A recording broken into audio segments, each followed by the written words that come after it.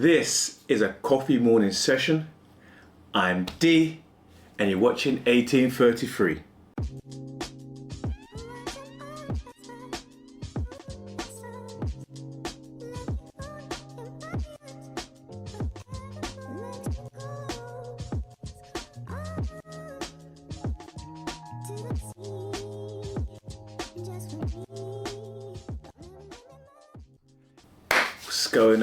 What's going on, people? How we doing? Today is Monday. Let me do this on a Saturday, but it's a bank holiday weekend, so I've been chilling. As the song says, I've been chilling out, maxing, relaxing. Actually, less than relaxing, but I've been chilling out, maxing. So let me give you a catch up. Oh my gosh. So, Brits, I probably said this before on the channel, but Brits are known for talking about the weather. But that's because England, UK is such a small place, yet the weather is so interchangeable. So today's Monday, it's grey, looks like it's gonna chuck it in a minute. But last week, it was like 20s degrees, it was hot, it was nice, good weather. The weekend, it was like Saturday, Friday was about 28 or something like that. And then come the weekend, it just dropped down to like 15, 13 degrees, wind. And there's also, I travel, like you guys know I travel a bit. So what is also not is like in the Caribbean, hot countries. England is a place where it's hot during the day. As soon as the sun goes down, it's cold. so it's tricky because you go out in the middle of the day, it's generally shorts, t-shirt weather. Soon as the sun's gone down, that temperature drops down 10 or so degrees, and they genuinely need a coat. It's cold as MF. So that's why we talk about weather, because it's so mad. It's just, and if you've ever been to Ireland, oh my God, Ireland's worse. Ireland is worse. Ireland you could be sunny, hot in the morning, chucking it in the afternoon, and then freezing cold in the evening, or any mixture of the above. It just gets crazy. The weather is nuts now. I don't understand how it's so changeable. So that's why British people talk about the weather so much, because it just does. Dubai, it's hot, and it might rain for about 5 minutes, but it's just hot. The weather is hot or hotter. You go to Thailand, go to the Caribbean, parts of Africa, it's hot or it's rainy. There's no like in between, there's no mixing it up. There's no hot and rainy, hot and cold, hot then cold, and saying that it's hot season, then it's rainy season. So that's why we talk about it so much. All right, so the weekend. I've had an absolute mare this weekend. So much so, I've got rum bar in this, just a quick one. Didn't want anything fancy in this coffee this morning, so rum bar in this coffee. Have I reviewed rum bar? Oh look, I don't think I have. I've never had a full bottle, but I may have had the hip review the hip, because rum bars are always gifts. Okay, let's say this weekend, man. So so Thursday. I had an iPhone 13, right? Not really. I used to be more into phones, but these days I'm like, as long as it works, I don't care. And half decent. So I've had an iPhone 13 Pro. It's been working me. I'm living with it. It's working fine. Cool. Thursday morning, I see that message on my screen. Upgrade available. Do not do that. The iOS update. Say cool. Boom. I'm getting ready to go out. iOS 18.1.4 or 4.1, whatever it is. 18 point something. So I got to work. I was in the office. We had a meeting. I had to be in a meeting face to face. And then, so normal day, phone battery goes down, no big deal. Looked at it, was like 15%, and then just dropped down to like 1 or something and turned itself off. Like, cool, plug my phone in, can't charge it. Not charging by the cable, so I changed the cable, it's not charging. Get some boards now, someone's charging, not charging. Plug into the laptop, it's not charging, like, bloody hell. So it's wouldn't charge, so I ended up going home without the phone. Not a big deal. Annoying because I tapped to pay on the phone. I'd use my card on the way back, so I'm going to double charged. But it is what it is. Get home, not charging. Get home, no internet. So I got a phone, can't use. home, no internet, can't go and get online for anything. So I have a spare SIM, so I put in a spare phone. I have contact my broadband provider. They're like, oh yeah, there's something wrong. There's just something wrong. They've done all these reset things. Try this, try that. Plug this one in, plug that. Just nothing's working.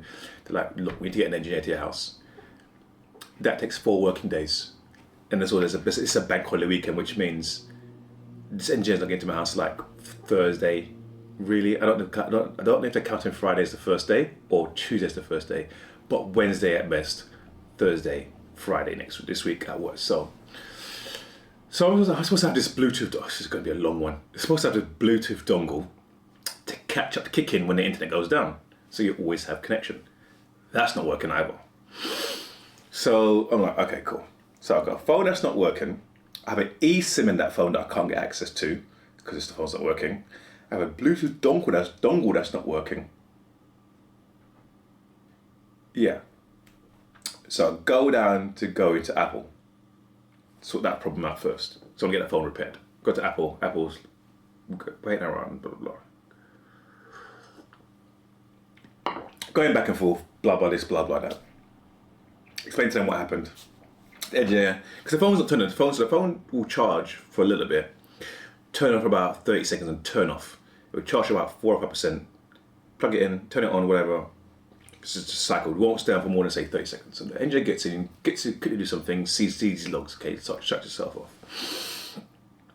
So he comes back and says, oh, no, I done a quick check and it looks like it's a motherboard issue, like it's damaged, what have you. I was like, okay, cool.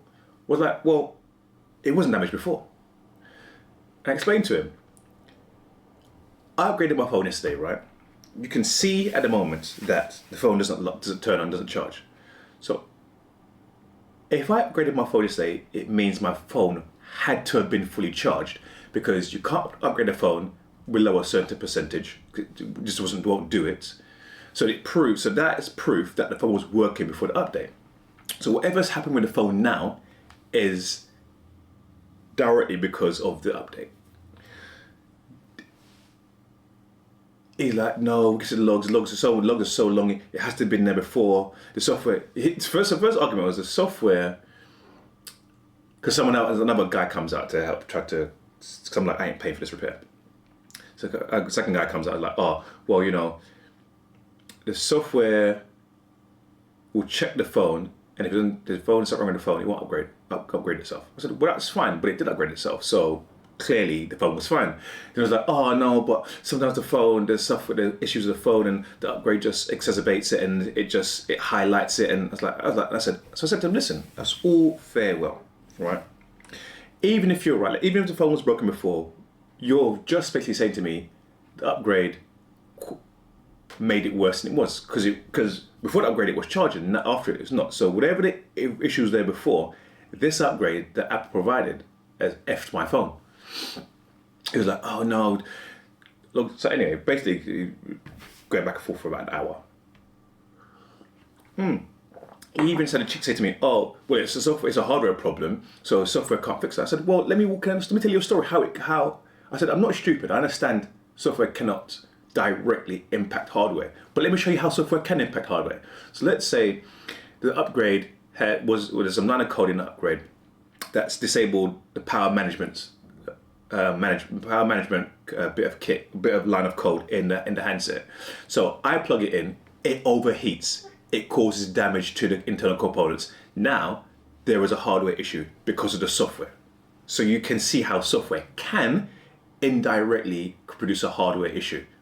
Obviously, directly it cannot. I'm not stupid. Anyway, basically what they're saying, if you could, they basically said, show me. I said, you can't prove to me that those logs existed before my upgrade. You're just assuming it is because it's a long list.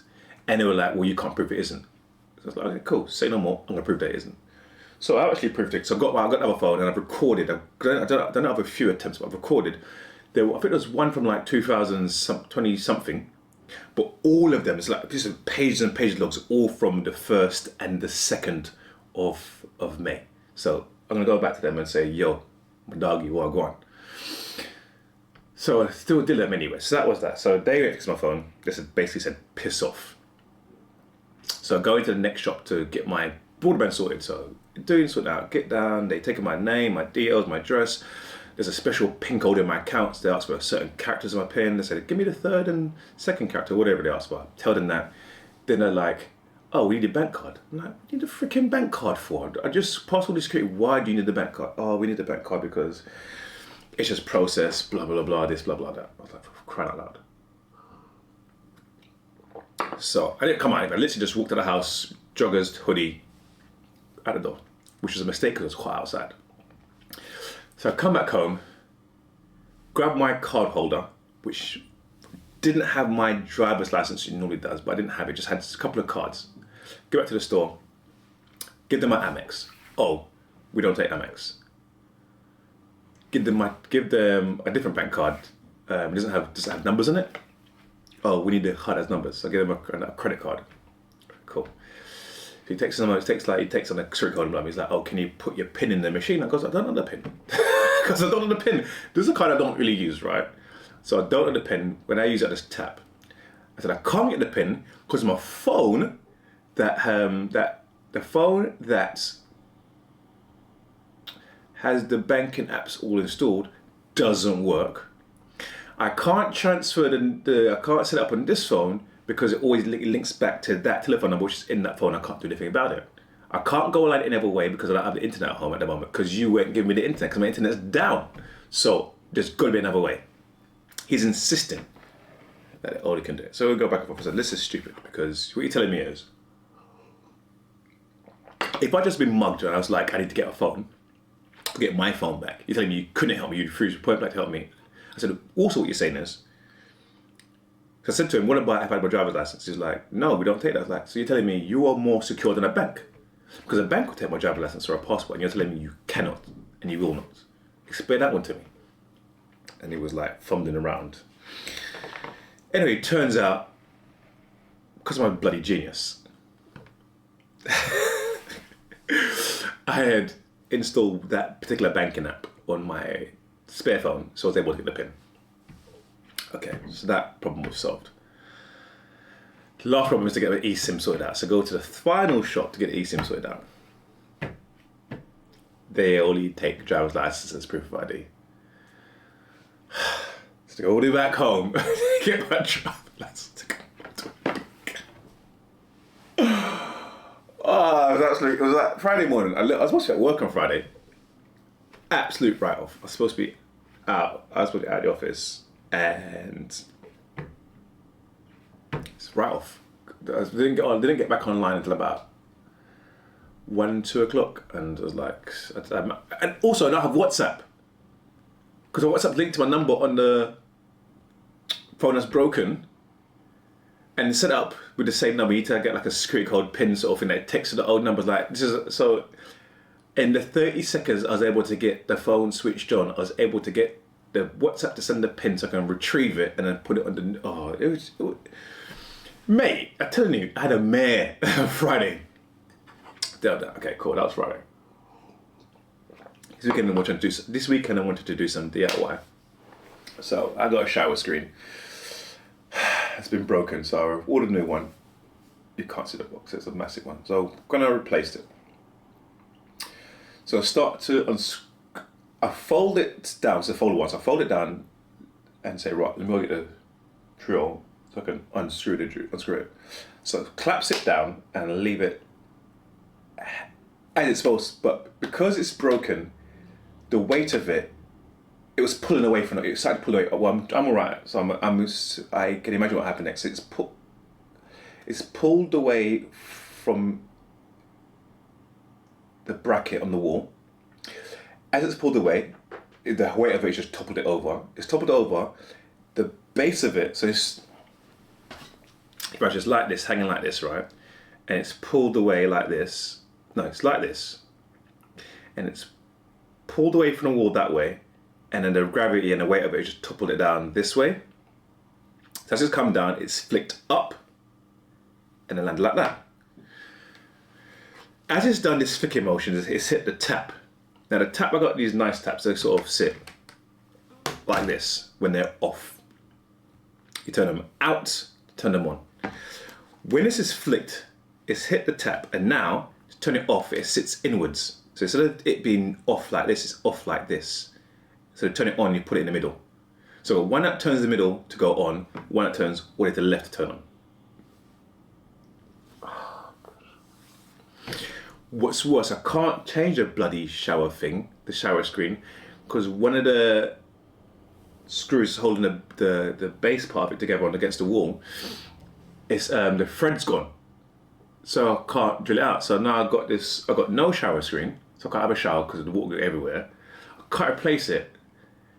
I can't buy I tried to look at a screw extractor kit, but there's not enough space because the gap is that just about fits to hand drill in it, cordless drill in it, in that space. So there's not enough space to have a long drill bit that drills out of it. I told you I had a mare. So now I've got to figure that one out. I got a plumber mate. He might have something to help me with it, but I've had a mare this weekend.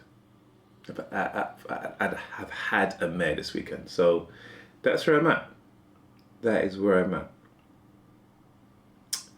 So the moral of the story is, shit happens sometimes. And the moral of the story is, there is no moral, I suppose. Just shit happens sometimes.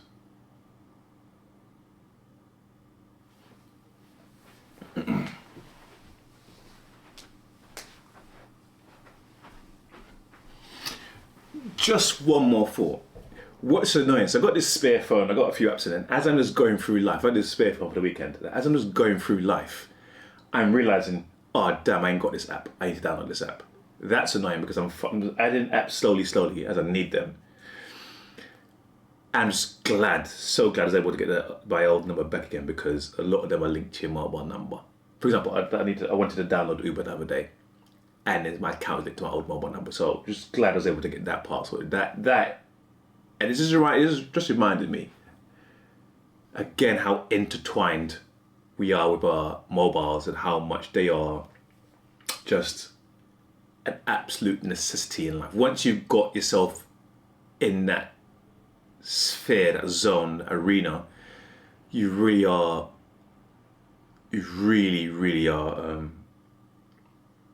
just stuck about it. Life is just much more confusing or more difficult. It's not impossible, so it's more difficult to navigate. I am fortunate enough that I'm also from the generation that had life before smartphones, so I can get around. But some of these younger people who only just know smartphones, if they had a scenario like this, they may be more lost without having a phone to do things for them.